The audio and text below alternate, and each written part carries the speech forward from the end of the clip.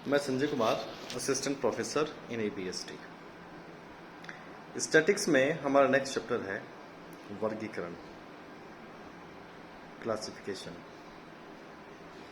वर्गीकरण का पहला बिंदु आता है वर्गीकरण का अर्थ। मैंने कहा कि बांदीकुई में आपने 50,000 लोगों में से 10,000 लोगों से आपने वो फॉर्म भरवाया, वो डेटा इकट्ठा किया। अब वो जो 10,000 जो फॉर्म्स भरवाए उनको आप अलग अलग भागों में वर्गीकृत कीजिए। जैसे उन 10,000 फॉर्म्स में टोटल पॉपुलेशन 10,000। अब उसके आप दो टुकड़े कर सकते हैं कि उन 10,000 में मेल की संख्या कितनी है और फीमेल की संख्या कितनी है। मेल की संख्या में आप ये चेक कर सकते हैं कि मेल में एजुकेटेड कितने हैं और अनएजुकेटेड कितने हैं। ऐसे फीमेल में एजुकेटेड कितने हैं, अनएजुकेटेड कितने हैं। तो आपने इन डेटा का एक विभाजन कर दिया कि हमने 10,000 लोगों से वो डेटा इकट्ठा किया, फॉर्म भराया, और फॉर्म भराने के बाद में हमने इस डेटा को अलग अलग भागों में वर्गीकृत किया। जैसे मेल फीमेल, मेल में पढ़े लिखे और अनपढ़े यानी कि एजुकेटेड अनएजुकेटेड, ऐसे फीमेल में एजुकेटेड और अनएजुकेटेड। तो आप जब अपने डेटा का ये अलग अलग भागों में जो बांट लेते हैं उसे कहा जाता है वर्गीकरण। अगला बिंदु आता है वर्गीकरण की विशेषताएं। समंकों का विभिन्न वर्गों में विभाजन आवश्यक है। जैसे मेल है, फीमेल है, एजुकेटेड है, अनएजुकेटेड है, इनकम स्टैंडर्ड है, कम लोअर इनकम स्टैंडर्ड है। ऐसे अलग अलग भागों में वर्गीकरण जरूरी होता है। ये डिपेंड करता है कि वर्गीकरण करने से पहले आपका अनुसंधान का शोध का उद्देश्य क्या था। उस उद्देश्य के आधार पर ही आप वर्गीकरण तय करते हैं। विविधता में एकता। जो भी वर्गीकरण होगा वो वर्गीकरण एक ही विषय से संबंधित होना चाहिए।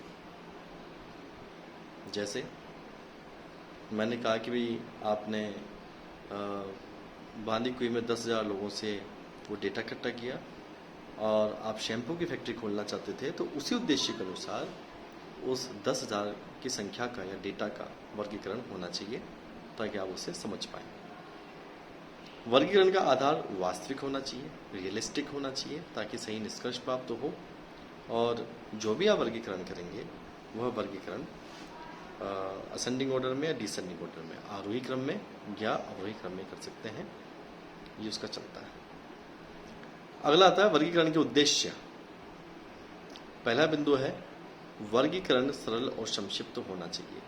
मतलब डेटा को इस तरीके से अलग अलग भागों में बांटें ताकि कोई भी उसे समझ सके। समानता होनी चाहिए।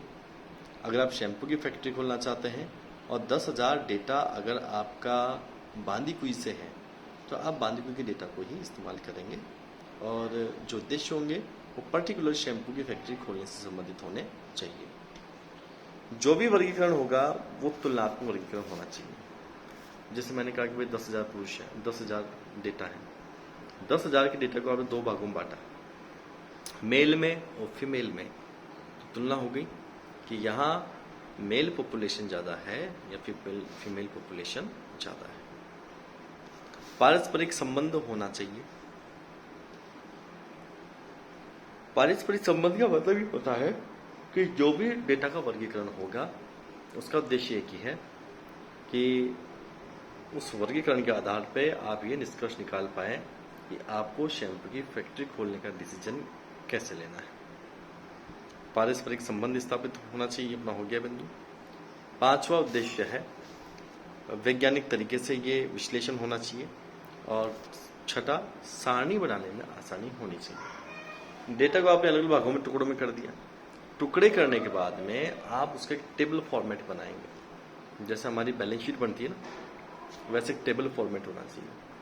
और टेबल फॉर्मेट भी हमारा प्रॉपर टेबल फॉर्मेट होना चाहिए, जिस टेबल के आधार पर आप कोई समांतर माध्य, माध्यिका, बहुलक, सहसंबंध, इंडेक्स, कोई रेखा चित्र, कोई ग्राफ, या अकाउंटेंसी में जो पढ़ते थे ना 12th क्लास में तुलनात्मक विवरण पत्र, समानाकार विवरण पत्र आप बना सकें।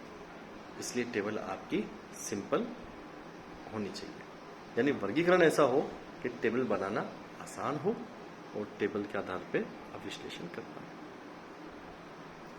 अगला आता है आदर्श वर्गीकरण की आवश्यक तत्व या विशेषताएं, जिसमें पहला बिंदु है कि वर्गीकरण हमेशा पूर्ण होना चाहिए, स्पष्ट होना चाहिए, स्थिर होना चाहिए, सजातीय होना चाहिए, अनुकूल होना चाहिए, गणितीय शुद्धता का ध्यान रखें और फ्लेक्सिबल होना चाहिए।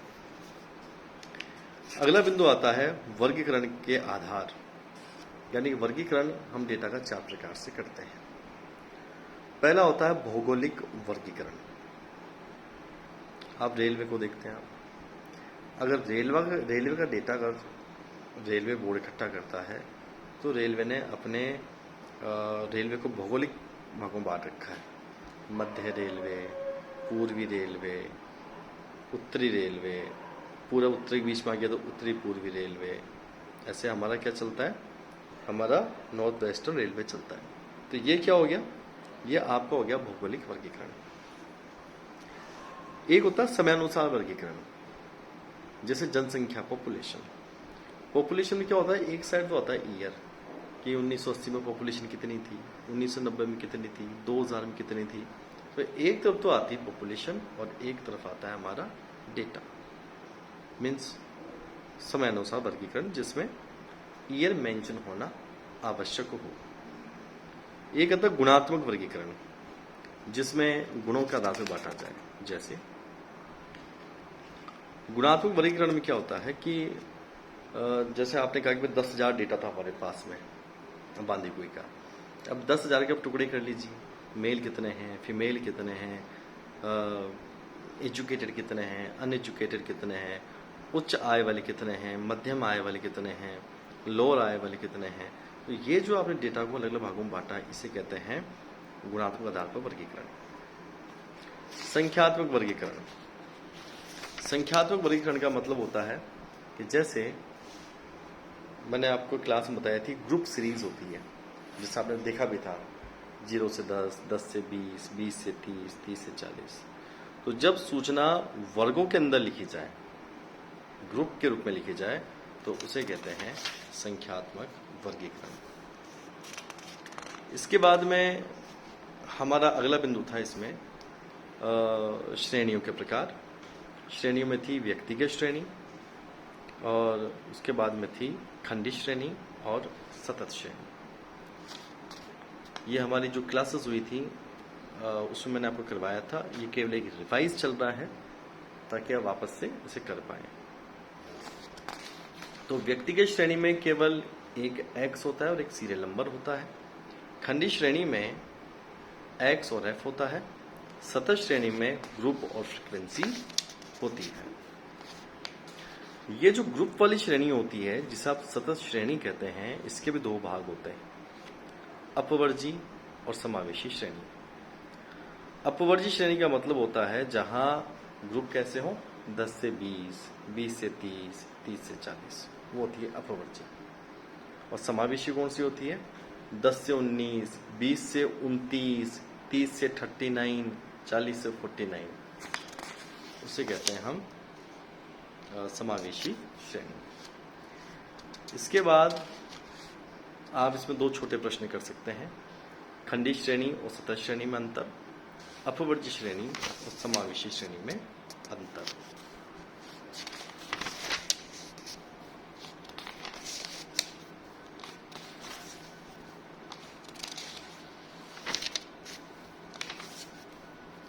वर्गीकरण में जो प्रश्न है वो आएगा, वर्गीकरण से आप क्या समझते हैं, वर्गीकरण के प्रकार, कि वर्गीकरण में संख्याओं को कितने प्रकार से बांटा जाता है। इस वर्गीकरण में जो कंटेंट्स है प्रैक्टिकल, वो मैंने आपको जब अपनी ऑफलाइन क्लासेस होती थी लॉकडाउन से पहले, जितने दिन चली, उसमें मैंने आपको बहुत इंपॉर्टेंट मटेरियल कराया, क्योंकि कोविड की वजह से वो अपनी क्लासेस बहुत कम रही हैं। और उसमें मैंने आपको करवाया था स्टैटिकल फंडामेंटल। तो उस स्टैटिकल फंडामेंटल को आपको पढ़ना है, उससे आप वर्गीकरण के बचे हुए टॉपिक्स या कॉन्सेप्ट्स को लिंक करके समझ पाएंगे। धन्यवाद।